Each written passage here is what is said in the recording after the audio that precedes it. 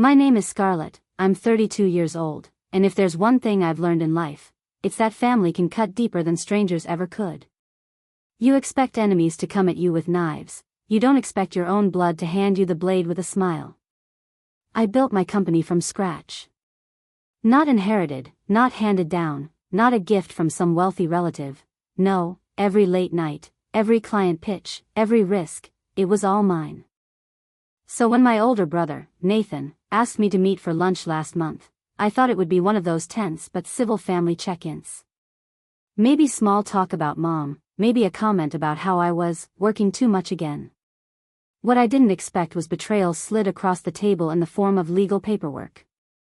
We met at this small Italian place downtown, the kind of spot where the waiter knows your name if you show up more than twice. Nathan was already sitting there when I walked in, his suit too crisp, his smile too rehearsed. He didn't even bother with small talk.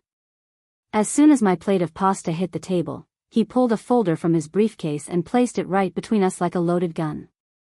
"These are the new terms," he said casually, like we were discussing the weather. "Cousin Michael's going to step in, help manage things.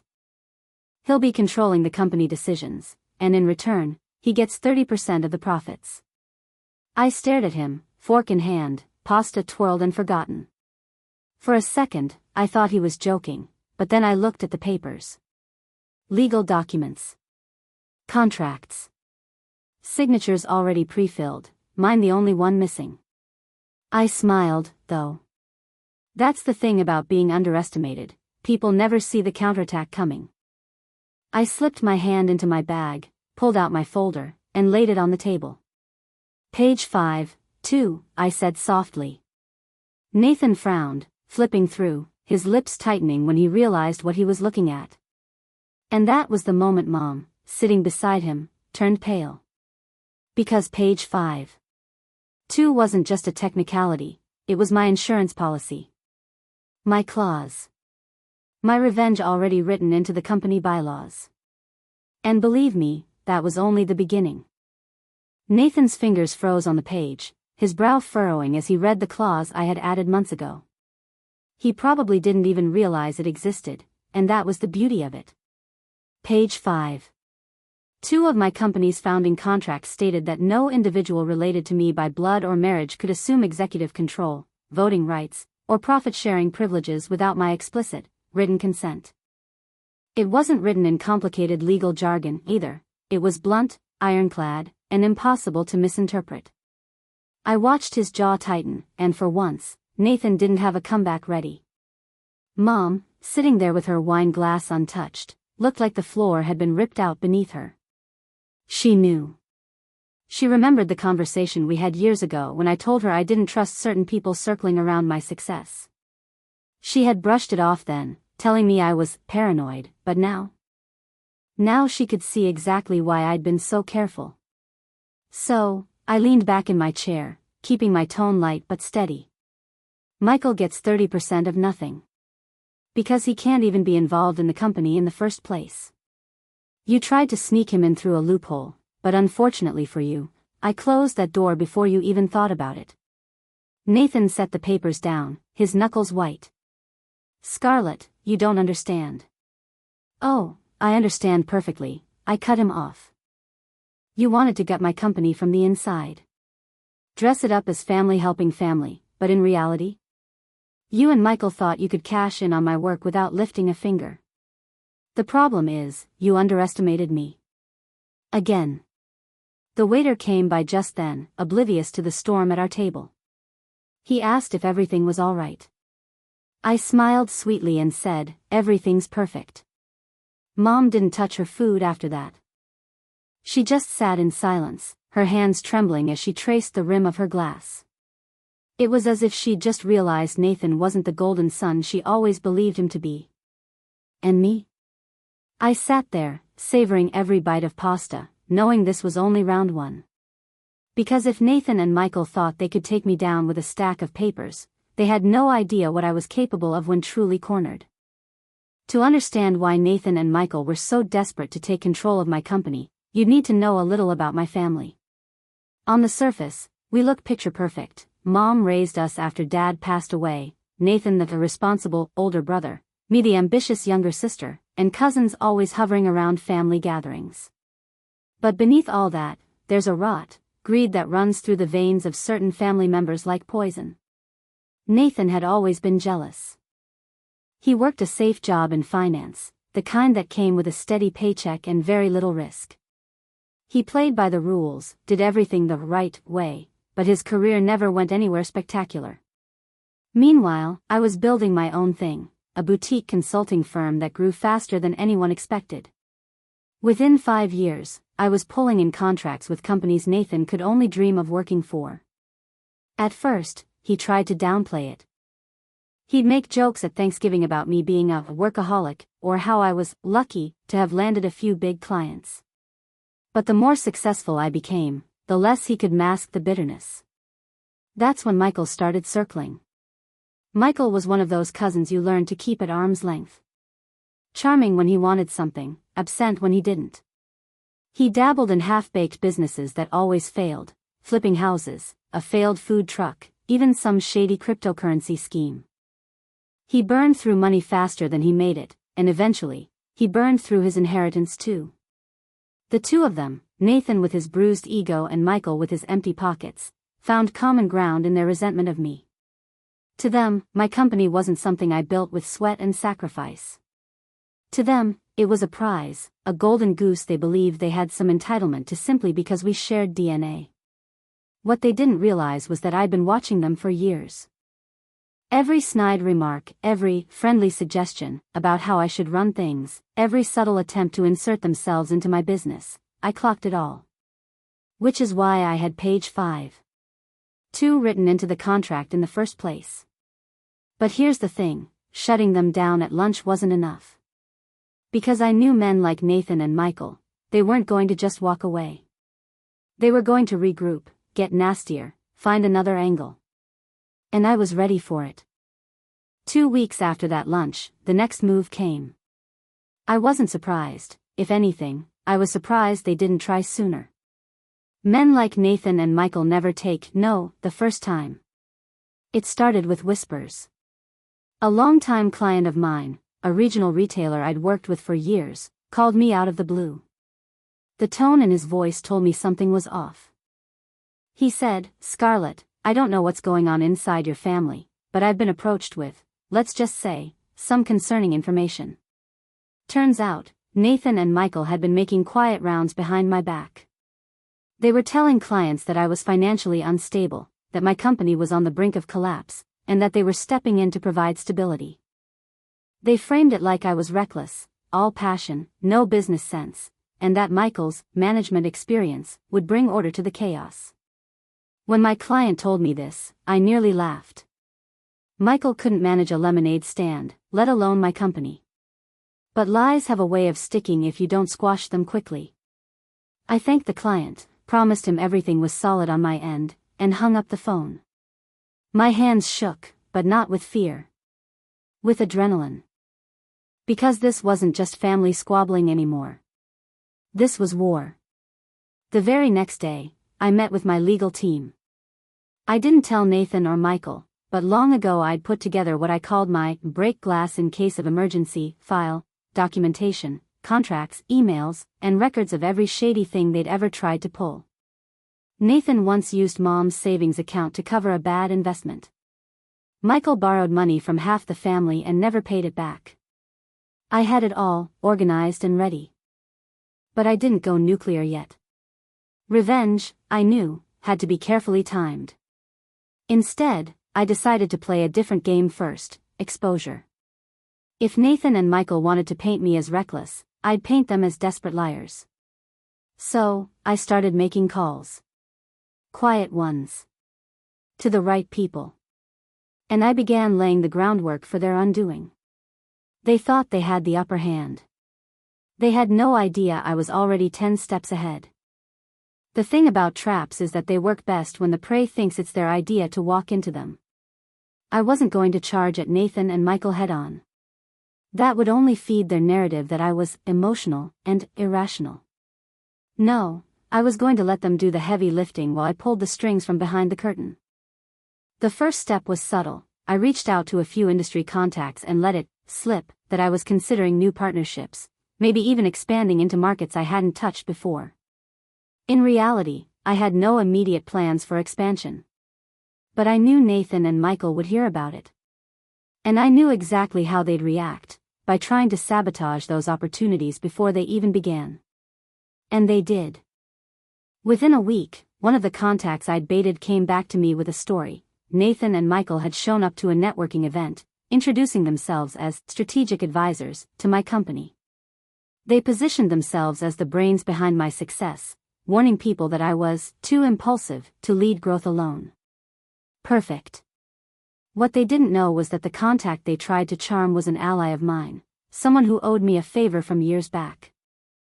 I'd helped her close a deal when she was just starting out, and she never forgot it. She recorded the entire conversation with Nathan and Michael, word for word, including the part where Michael said, "Scarlett doesn't have the discipline to run a company long term. She'll burn out, and we'll be there to pick up the pieces." That recording was gold. But I didn't use it yet. Instead, I let Nathan and Michael believe their little stunt had worked. I kept quiet, continued running my business as usual, and waited for them to get cockier. Because cocky people make mistakes. Meanwhile, I met with my lawyer again. We started drafting a lawsuit for defamation and interference with business contracts. Not to file immediately, no, that would come later, at the peak of their arrogance. The goal was to build an airtight case that would not only protect me but also ruin any chance of them ever touching my company again.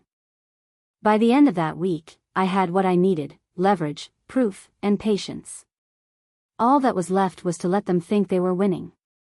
I didn't have to wait long. The funny thing about greed is that it always makes people sloppy. About 3 weeks after the infamous lunch, I got a call from my accountant. His tone was sharp, professional, but I could hear the edge in it. He said, "Scarlett, I need to ask you something. Did you authorize Nathan or Michael to access your company's financials?" My blood ran cold. "Absolutely not," I said. Turns out, they had somehow convinced a junior staffer in my office, a kid barely out of college who had no idea about the family drama, that they were legitimate consultants working on behalf of me. They used their relationship to me as leverage, and the staffer, thinking he was being helpful, gave them access to certain quarterly reports. Nothing catastrophic, but enough for them to get a peek at my revenue streams and client list. That was the mistake I'd been waiting for. Because accessing company documents under false pretenses? That wasn't just shady. That was illegal. And with the paper trail the staffer inadvertently created, I had all the proof I needed. I didn't confront them right away, though. No, that would have been too easy. Instead, I made a show of acting rattled. At the next family dinner, I let slip that business had been stressful, that I wasn't sure about my growth strategy anymore. Nathan's eyes lit up like a predator catching the scent of blood. Michael smirked, like he'd already won. And then they overplayed their hand. 2 days later, Nathan called me and said, in the most patronizing tone, "Scarlett, it's time you stop pretending you can handle this on your own. Let Michael step in before you ruin what you've built. We already know your numbers. It's only a matter of time before clients realize you're in over your head." There it was, the confession. He admitted they'd been digging, admitted they thought they had the upper hand. I kept my voice calm, even. "You're right, Nathan," I said softly. "It is time." But what he didn't know was that I wasn't handing over control. I was about to hand them their destruction. The morning after Nathan's smug little phone call, I set my plan in motion. I'd been patient long enough. Now it was time to turn the tables. First, I called the junior staffer who had unknowingly given them access to those financials. The poor kid sounded terrified, convinced I was about to fire him. Instead, I reassured him. "You made a mistake, but you're not the problem here. You were manipulated. I need your help to make it right." He agreed without hesitation. I had him write out a detailed statement, who approached him, what they said, and how they pressured him into giving them documents. That statement went straight to my lawyer's desk. Next, I made a quiet trip to the bank. Nathan and Michael didn't know it, but I had set up multiple protective measures around my business accounts years ago. With a few signatures, I tightened access even further. Any unusual activity would flag instantly, and the alerts would go directly to me. If they so much as breathed near my company's money, I'd know. But my favorite move came later that week.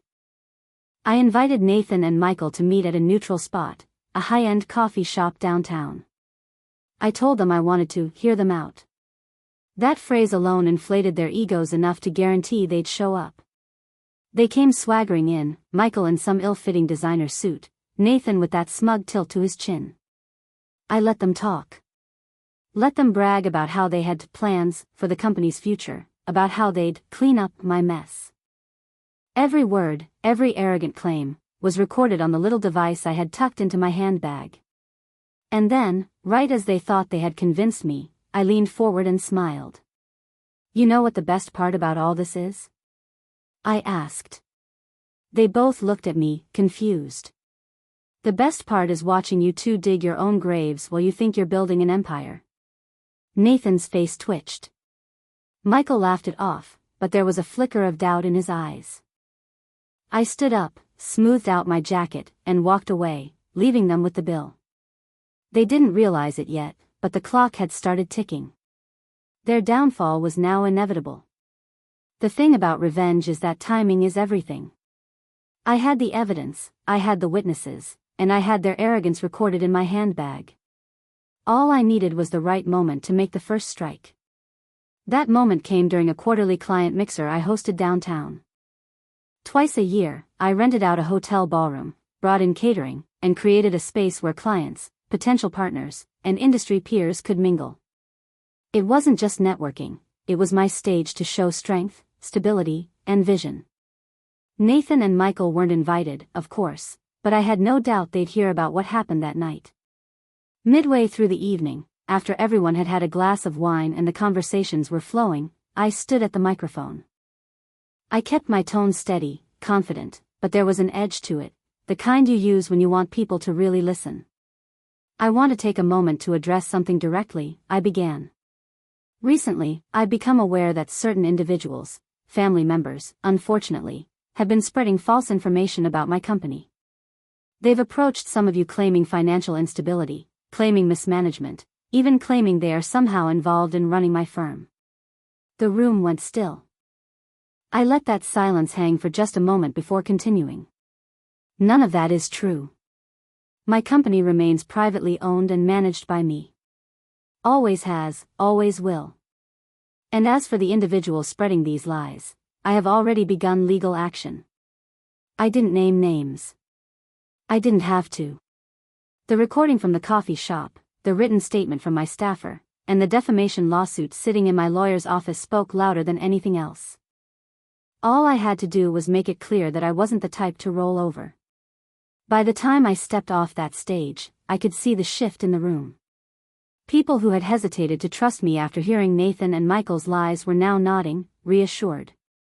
A few even came up to tell me privately that they admired how directly I'd handled it. The next morning, word spread fast. Clients who had been targeted by Nathan and Michael started calling me, telling me what they'd said, offering their support, even volunteering to sign statements if I needed them. And just like that, the narrative flipped.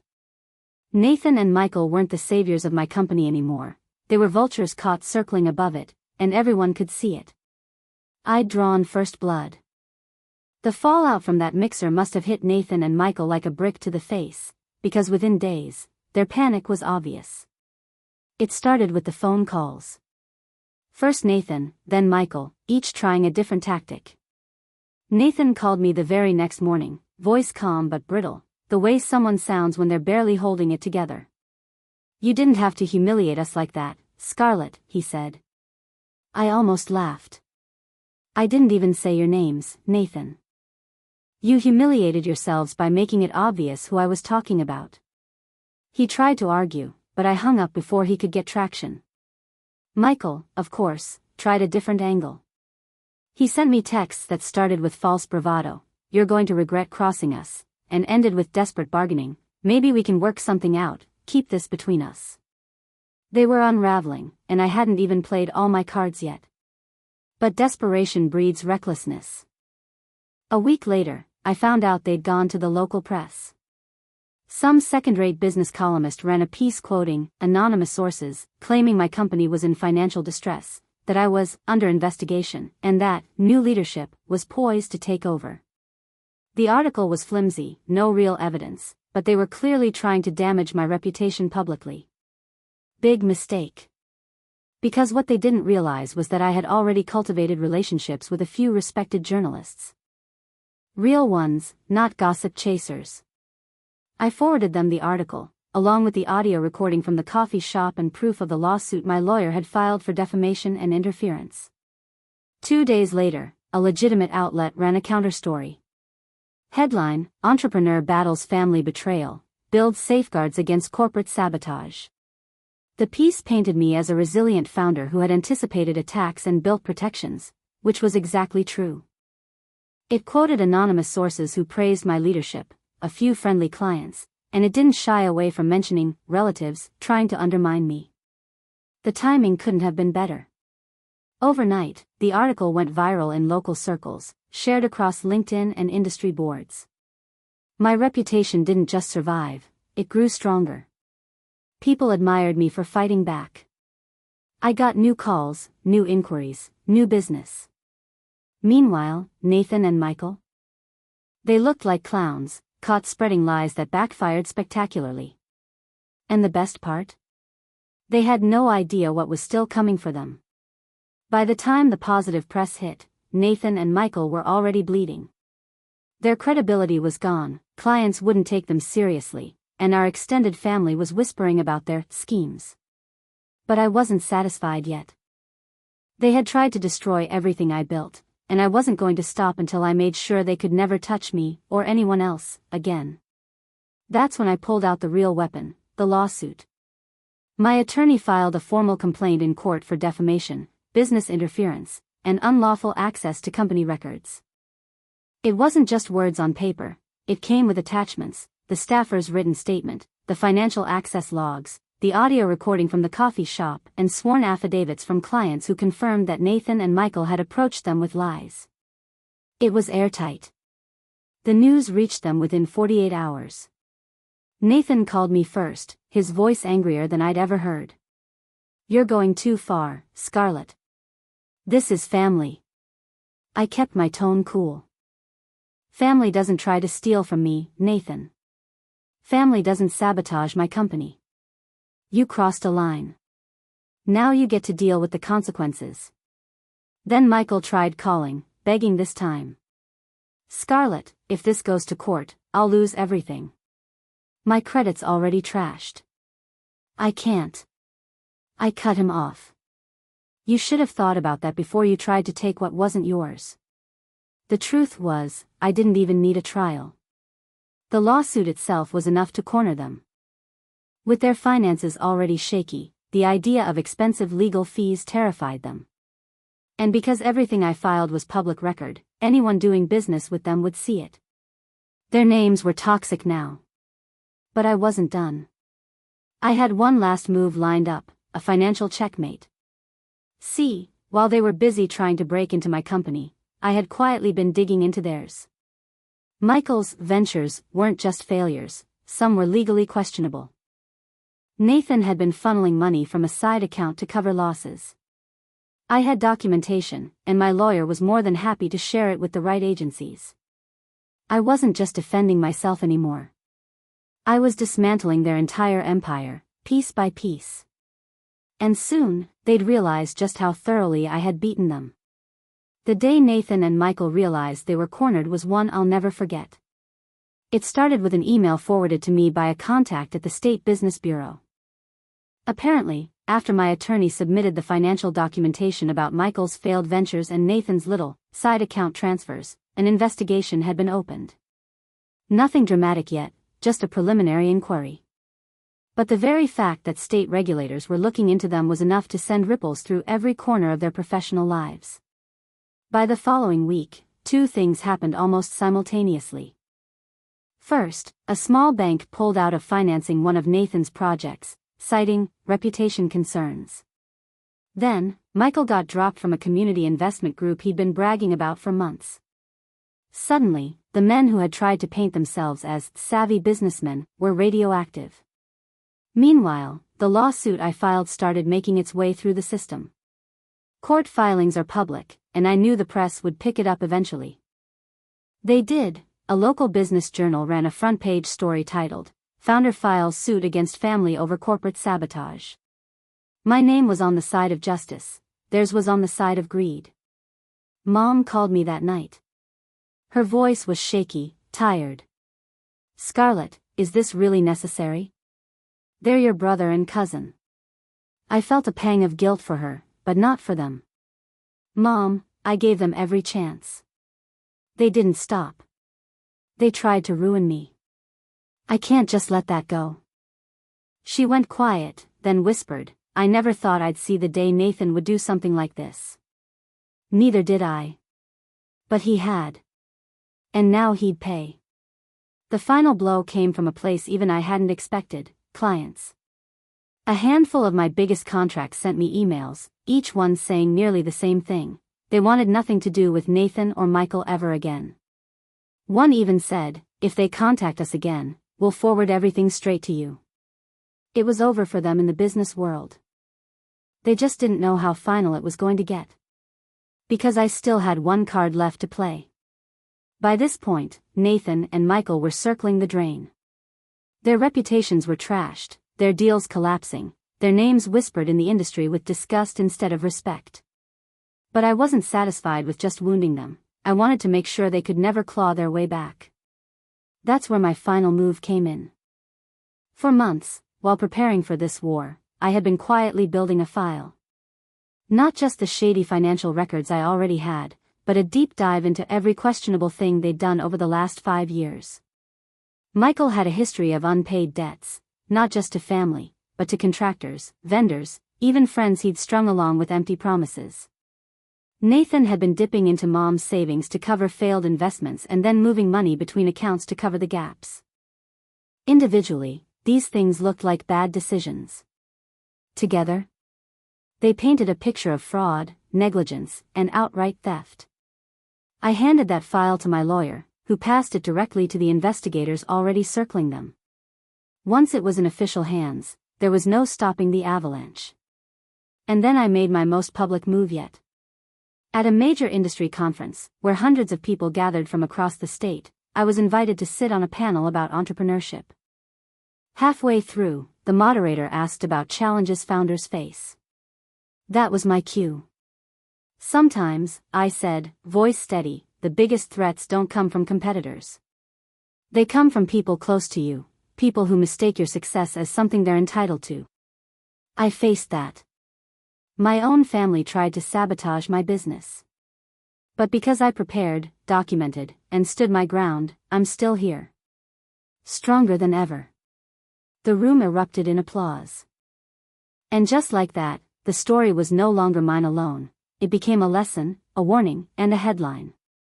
By the end of the conference, my phone was buzzing non-stop. New clients.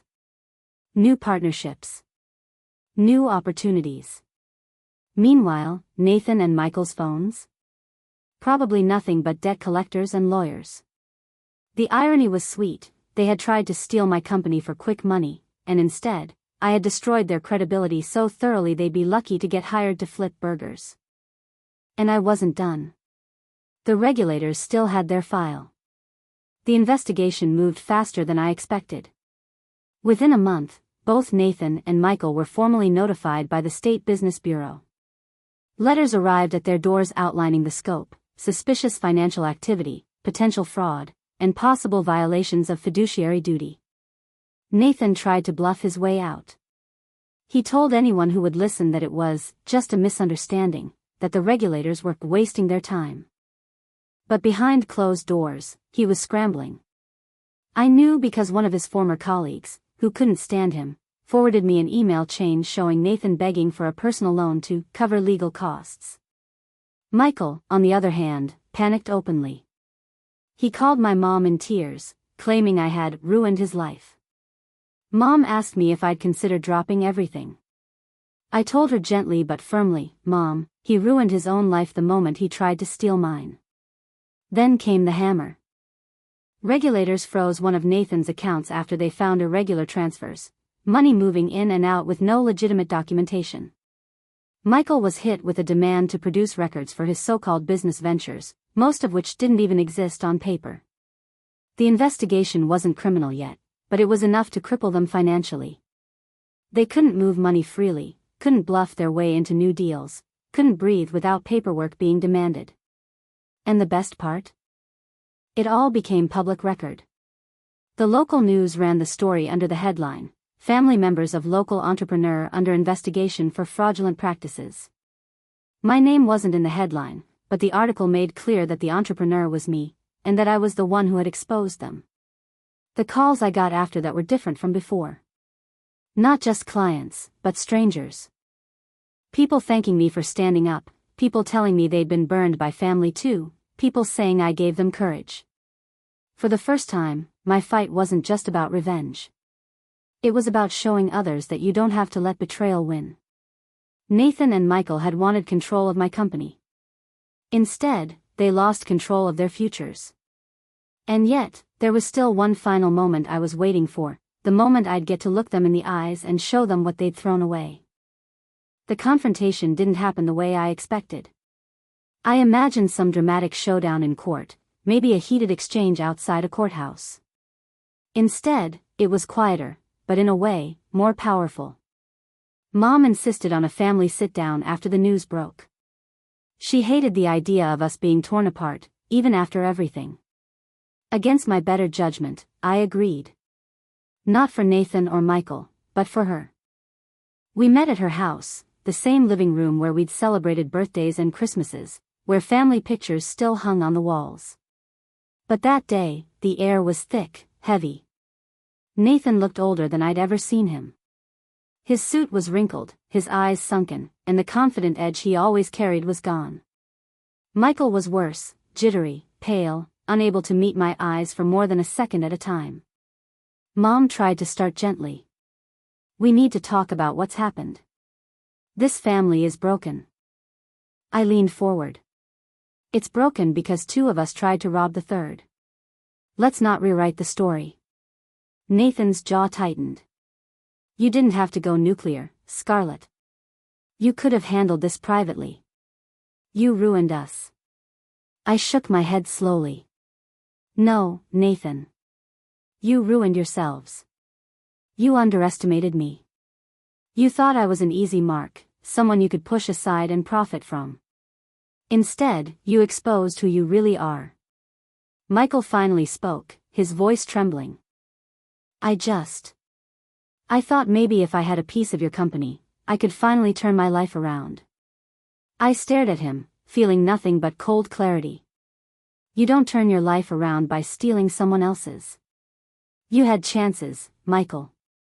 Plenty of them. And you wasted every one.